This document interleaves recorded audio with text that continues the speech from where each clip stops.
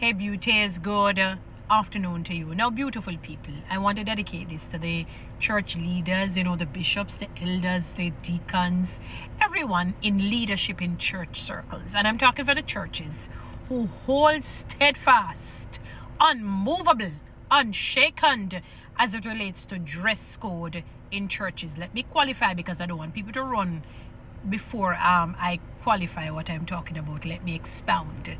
All right, I'm not talking about looking immodest. You should look right, whether you're fashionable or you're not really fashionable. I'm talking about for churches who believe that men alone should wear pants, that women cannot wear pants. First of all, you notice the temperature and the climate that we're in this 21st century in 2024. And last year, two people who are, I don't know if they're meteorologists, if you would call them that, people who understand climate and weather, or geologists or I don't know, whatever you want to call them. And they talk about last year would have been the coldest year, because after that, dog nyam with supper. It's like we're getting snippets of what the judgment day is going to be like, when God says no more he's going to destroy the world with water, but with fire and brimstone. Now, listen to what I'm talking about now, church leaders. We have to use wisdom. Last year, Target had to, and I'm sure that they continued with it sometime this year, they had to tell the inside workers to wear shorts because it was too hot. When your body overheats, if it overheats too much, you will faint, you will drop down. And when you have on, for example, sometimes you have on these dresses and all of that, it can become very cumbersome. I'm not saying that people should wear shorts to church, because you may run into problems. When you hear me say so, and I like shorts, they can wear even like the palazzo pants if you don't want, or those big because the big jeans pants coming in now with the pockets. I like them. I really want them. I like them. They really look fashionable. You can allow them to wear it because at least it covers the leg from the sun. Some of them, if they are not mobile, they have to take public transportation to come to church.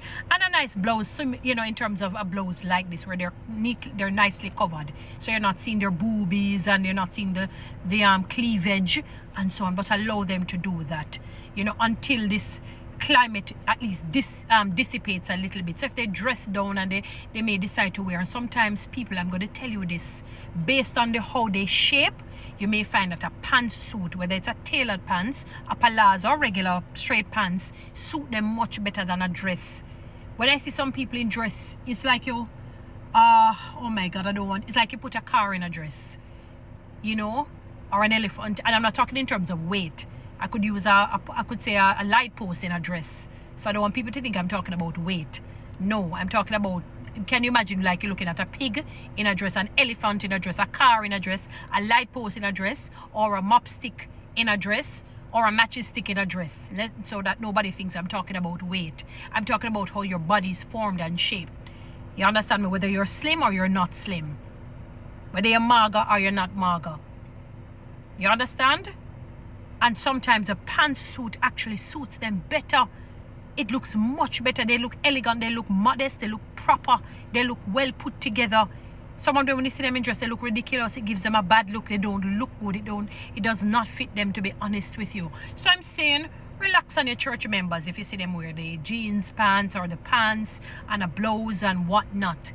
I love my dresses. I mean, I absolutely love to go to church because I love to wear those lovely dresses to church. I mean, I've always said, God, I want to give you the best. I want to smell the best for you. I mean, my prayers are phenomenal, My prayers to God are phenomenal. Like I said, God, I want to wear the best perfume. I want to wear the best makeup, the best jewelry, everything. I kid you not. That's what I say to God. I've not said that in a little while, So no matter where we work, God, I want to give the best. I kid you not. You think I'm joking when I'm telling you this? And I'm saying to you, it is not, don't look at the outward so much. It's about the inward man. Because listen to me, church leaders. There are many people who are going to wear the attire that you think is appropriate for church. And when they die, unfortunately, their names will not be written in the Lamb's Book of Life. Their names would not be written in the Lamb's Book of Life. And yes, obviously, those who are not appropriately dressed too, some of their names will not be written in the Lamb's Book of Life. But the point that I'm making is, and I'm not saying that somebody must come in a two-piece bikini to church. Obviously, I'm not saying that. I'm saying that we need to stop focusing on this dress thing, dress. Here in Jamaica, I'm talking. Because, for example, I know within a particular denomination, they don't wear pants. Two of them I know in Jamaica, but when you go abroad, they wear pants and they wear jewelry. They wear their makeup here, they wear their jewelry, and they wear pants. It's only the Jamaican fraternity, or location actually practices that.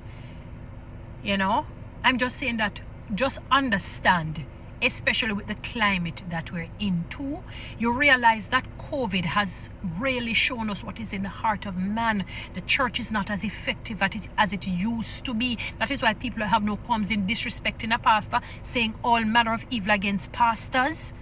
They have no qualms. In abundance, they have no qualms in coming into churches and wreaking havoc, creating havoc, shooting people, doing all manner of things because the church is not as effective. They have not employed consistently 2 Chronicles 7:14.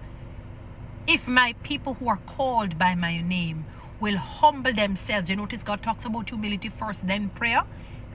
A humble means you squeeze up yourself. You really become contrite in your spirit and in your heart. Say, Lord, I'm a mere mortal, I'm weak, I failed you. Whatever it is. You don't beat on yourself to nothing, but you recognize your own humanity and pray. And then you turn, after you've prayed, you turn from your wicked ways. Then God will hear from heaven and heal our land. It is not about your outward appearance. Believe me, I've seen people who look the Christian look, and when they open their mouth, you said, oh my God. And I'm not talking about being cantankerous or violent in their words in terms of just quarreling. It's the things that they say. The things that they say. I remember once I got caught up in that. I saw a lady, and I honestly, if you saw me and you saw her and they asked who is a Christian, you would point on her. Based on how she looked, no jewelry, no makeup. She had on a blouse, modest blouse, a long skirt. And when she opened her mouth and chipped the dirty bad words don't really mean that you're not a Christian, but she was not. On the basis of her testimony on what she was saying. The kind of conversation that she had. Because remember, Peter was like a man who did chip some bad word and took time, I'm sure, for him to work on that. So, and when she went, I said, oh my God, more than once I saw something like that.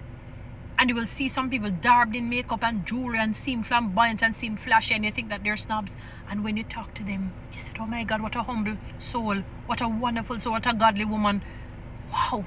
I'm telling you, stop looking so much on the attire and allow people to be themselves. Church, let me tell you, see, after a while, people can't take to be squeezed.